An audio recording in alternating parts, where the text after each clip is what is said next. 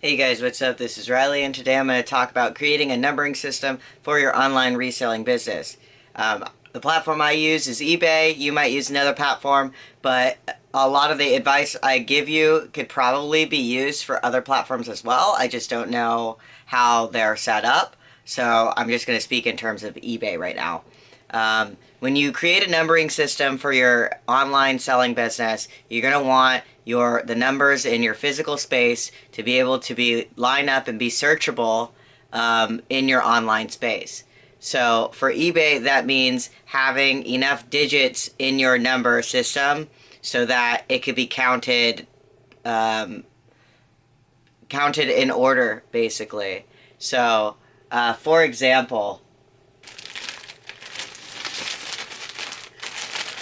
I have 5 digits in my number system right now. So when I create a SKU, you'll notice that I put like a 0 or a couple zeros in front of the number, but all my numbers have 5 digits. You kind of pick a place to start. I started with 5 digits, but you could do 6 or, really whatever you want. The only thing that's going to hinder you if you pick too little of numbers is that you're going to have to go back and adjust your numbering system in the future to make sure it continues to count in order. What I mean by that is, say you only have 5 digits in this numbering system, then all of a sudden I exceed this numbering system, and in this case that would be 99,999. So if I ever get to, or when I get to 99,999, then for the next number it'll be 100,000. And since I only have 5 digits and not 6, I'll have to go back and in previous items add an additional digit to the beginning. So like add another 0 or whatever, so that it still counts in order. That's also how you'd be able to future-proof your business, by picking a really, really large number, like a large amount of digits to start with. You're not going to have to change your system for a very long time. You're not going to have to go back and edit old listings for a very long time. In your physical space, you don't have to worry as much about like going back and adjusting like the amount of digits unless you wanted to. It's mainly more so that you have a way for your physical space to match with your online space, and you can look something up on your computer and it'll in theory skew to something in your system, and you could easily go from the computer to pulling an item off the shelf and everything's lining up. I'll go through right now and show you an example of what I mean. For instance, when you're starting your number system, you would start, like in my case, since I have 5 digits, I started with 00001 instead of just 1, because by keeping more space, it allows the numbers to be counted in order. Right now, since I've sold like the first 20 items, and the lowest one I have is 00020. So this is my eBay store, and currently, if all my items, if all my SKUs are in order when I make the listing, I could click this button, and this shows me the highest in my number range. And if I click it again, it goes from the opposite direction, and it shows me the lower numbers in that range going upward. By creating a system like this, you can effectively do things like run markdown sales, be able to tell your oldest listing.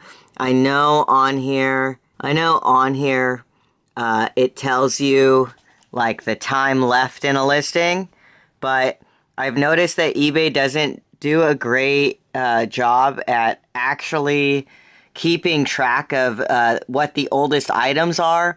And the reason for that is, like, when people say, for instance, like return an item, I personally keep them in the, I try to keep them in the same SKU unless I had to like do something like alter the item or like patch a hole or something like that, or like fix a zipper.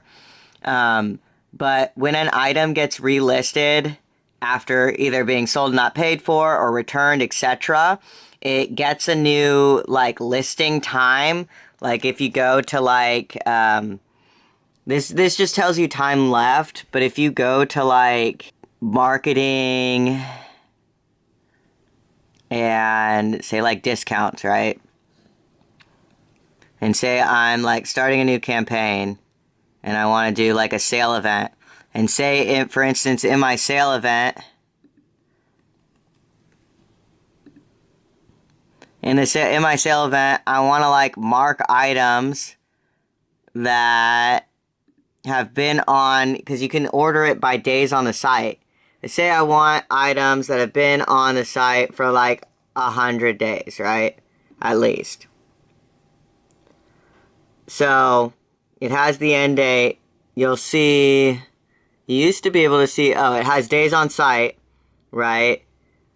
But like some of the items in this category, I don't know if we'll be able to find a good example. Anyway, some of the items they'll like knock out and like for instance, another thing you could do in promotions is if you have the SKU number, you could use that SKU to like the SKU from the system you created to add those items manually in the sale. You could like search by the SKU. So say we're searching for 20, we're it's like 000020. Okay, find items. And then it'll show you, you know, the item that falls into the SKU.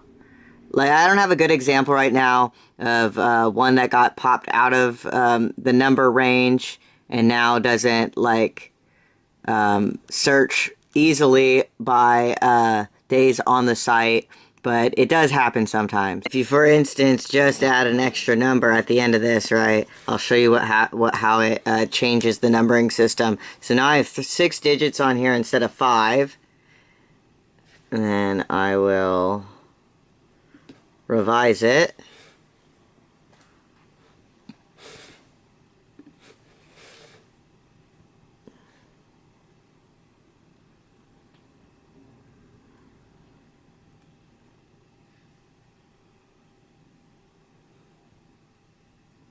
So you see it right there, but I need to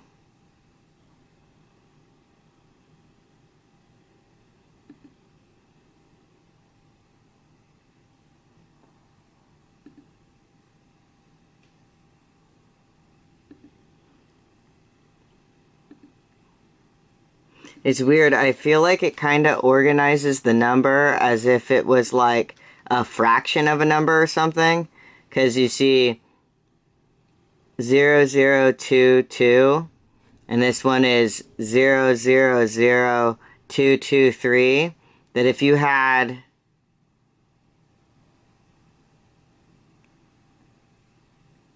2, 3, 4, 1, 2, 3, 4. If you had like a decimal at the end over here, this number would be barely, I mean, it would be barely a little bit bigger. It's weird.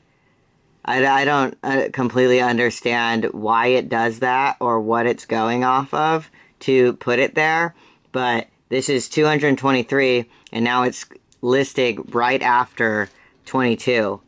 So, and then it completely screwed up, you know, skipped over the other numbers. So, let me change that back.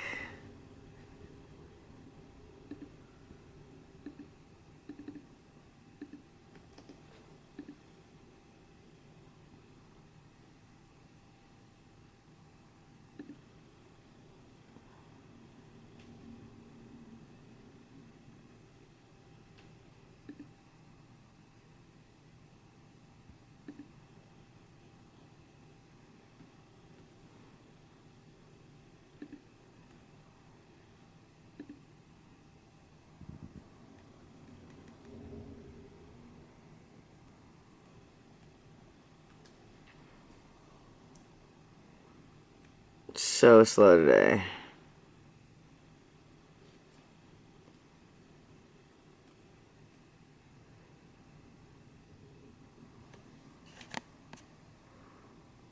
So now it should be back where it was before now that I changed the number back. It was like 223, yeah. So now it's back in order, 220, 223. So, yeah. Alright, yeah, you can see. 220, 223. So now it's back in order. So that's the importance of making sure that there's enough digits in there for it to actually track online. So yeah, that's my setup. I use a numeral system. You could probably use an alphanumerical system too, which is just like letters and numbers. But that's how I do it.